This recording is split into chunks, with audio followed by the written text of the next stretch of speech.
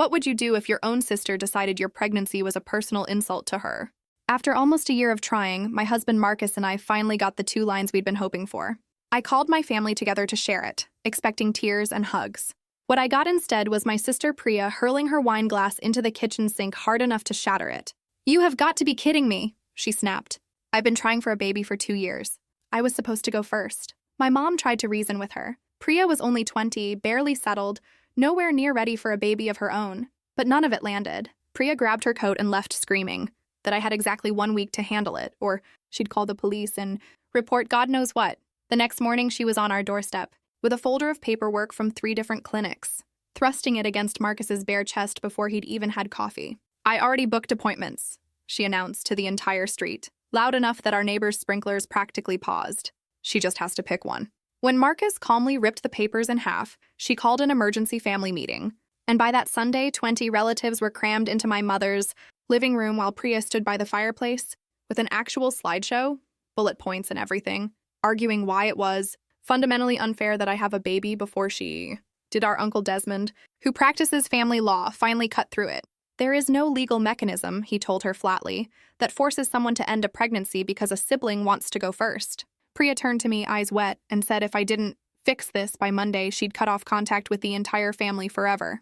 Nobody blinked. 20 voices essentially told her in unison, "Don't let the door hit you." She left in tears, and for months nothing. Radio silence. Then 7 months into my pregnancy, at my own baby shower, the door burst open. Priya walked in cradling an enormous belly, wearing a shirt that read "First Grandbaby Loading" across the front. The room went dead quiet. My mother actually dropped the cake server. "Surprise?" Priya said, spinning so everyone could take in the bump. 10 weeks left? I got pregnant right after you all humiliated me." Nobody clapped. When I mentioned, half out of spite, that my due date was only 8 weeks out, her whole face changed color. She grabbed my wrist hard enough to leave a mark and hissed that the math didn't matter, that hers would come first no matter what, then walked out before anyone could respond. My mother called me 2 days later, sobbing so hard I could barely understand her. Priya's roommate had let it slip that Priya had been ordering labor-inducing substances off some sketchy overseas site, desperate to deliver before I did. But that wasn't why she was in the ICU. What actually happened was worse. She'd found someone online, a woman claiming her mother used to work as a midwife back home, and paid her to perform an early cesarean in her apartment. The woman apparently protested, said it was too soon, 31 weeks was too soon, but Priya wouldn't back down. Something went badly wrong. There was significant blood loss. A neighbor called it in. By the time paramedics arrived, the baby was barely breathing, and Priya needed emergency surgery of her own, a hysterectomy. She would never carry another child. The first thing she did once she regained consciousness was call me from her hospital bed. "You did this," she gasped through an oxygen mask. "My son might die because you couldn't wait for me." What followed was the strangest part.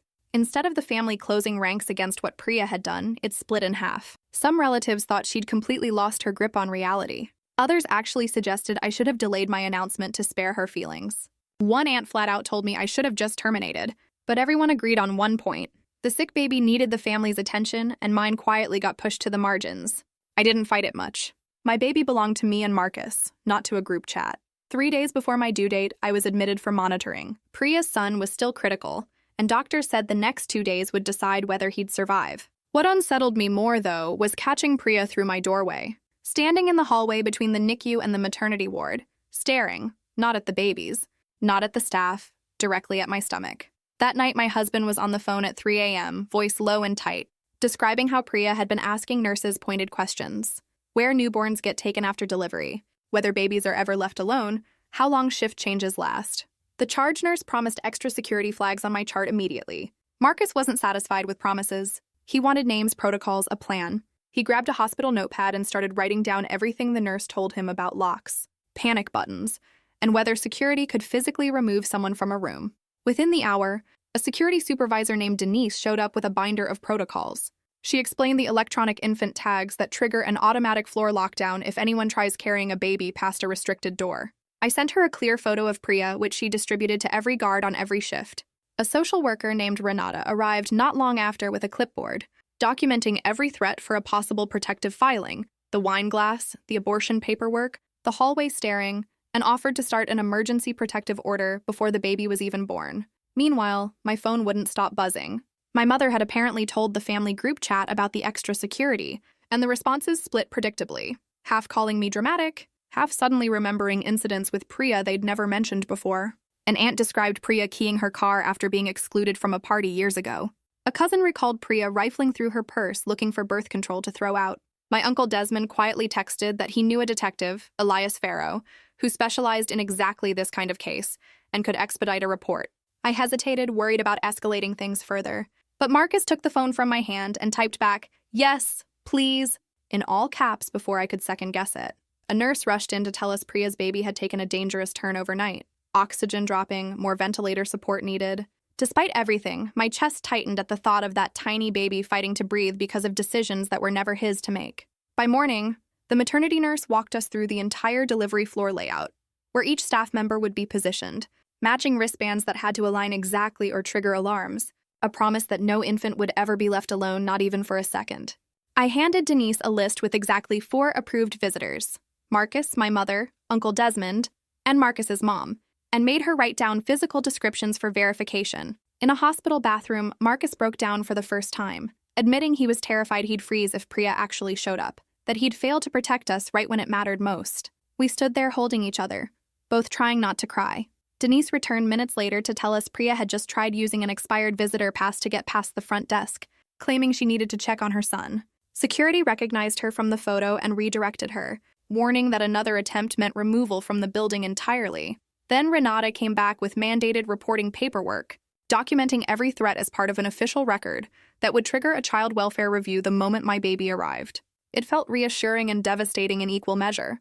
My own sister, formally logged as a risk to my child. My mother arrived while Renata was still there and broke down at the sight of official forms scattered across my bed. She apologized for the family pressure but admitted in the same breath that she couldn't choose between her daughters.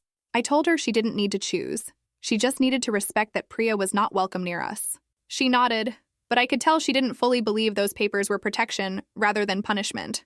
Detective Farrow called while contractions were just beginning, asking detailed questions about every threat, every witness, every saved text. He confirmed the illegal surgery case against the woman who'd performed it was already airtight thanks to her own statement, but that documented threats against me and my baby would strengthen it further and might add charges. A hospital attorney arrived shortly after with paperwork to lock my medical chart. Entirely. No staff member could confirm I was even a patient there, without clearance from my approved list. It was a small thing, but it made me feel like I finally had a wall between us and Priya. Marcus started a handwritten timeline on a legal pad, dates and quotes from the very beginning, printing copies for my chart for Denise and one for his own pocket, because he was tired of repeating the story to every new nurse who walked in. As contractions intensified, Marcus practically stood guard at the door. He physically stopped his cousin Jefferson from FaceTiming the delivery to share the moment with everyone, including poor Priya, ordering him to leave before security had to. Between contractions, Renata explained we'd qualify for an emergency protective order the moment the baby was born. 500 feet, no contact through anyone. Marcus said yes before I even finished nodding. A nurse accidentally walked into the wrong room, tripping the infant security alarm. A deafening shriek that froze the whole floor for a moment before she apologized and explained what a real trigger would set off. Automatic lockdown, guards flooding in. Strangely, it reassured me more than it scared me. My mother texted that Priya was in the NICU asking about shift changes and whether babies were ever left unsupervised during breaks. The next contraction hit too hard for me to respond. Marcus read it aloud, his face draining of color, then stepped into the hallway to call Detective Farrow, who handed him a small notebook and told him to keep logging everything, just in case. They wheeled me to delivery with Marcus jogging alongside, still writing, Denise checking every doorway ahead of us. At 7:23 that morning, our daughter arrived, small and furious and perfect, and for a few minutes nothing else in the world existed except her face and Marcus's tears. They moved us to a room at the very end of a hallway with no nameplate on the door, computer records marked private. Marcus and the head nurse set up a code word. If either of us said pineapple, staff would move the baby to the locked nursery immediately. No questions. My phone filled with relatives demanding photos. Marcus sent one message to the group chat saying we needed private time, and the backlash was immediate and ugly. He turned my phone off and put it in a drawer. Detective Farrow returned for a brief statement, mentioning the woman who'd performed the illegal procedure was already facing charges for practicing without a license and endangering a child. Then Dr. Aoki, who'd been treating Priya's son, stopped by to update us. Stable but critical, tomorrow would tell us more about lasting damage. I held my healthy daughter tighter, relief and guilt tangled together in a way I didn't have words for. That evening, a social worker for child services knocked, and my stomach dropped when she started discussing kinship placement, whether we'd consider taking Priya's baby if the criminal case made her unfit. Marcus was already shaking his head before I could speak, calmly explaining that caring for a medically fragile newborn while under active threat from her mother wasn't safe for anyone involved. My mother called that night begging us to reconsider, insisting we were the baby's only real chance.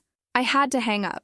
Then Denise burst in with 2 guards restraining Priya, who had somehow made it halfway down our hallway, screaming that we'd stolen her son's only family. They pulled her toward the elevator while other new mothers peeked out their doors, alarmed. A psychiatrist evaluated her within the hour and began paperwork for an involuntary psychiatric hold, citing signs consistent with postpartum psychosis, compounded by trauma. The child services worker returned the next day to clarify we weren't actually the leading option after all. The baby's paternal grandparents in another state were being considered first, stable, and willing. Relief hit me so hard I nearly cried in front of her.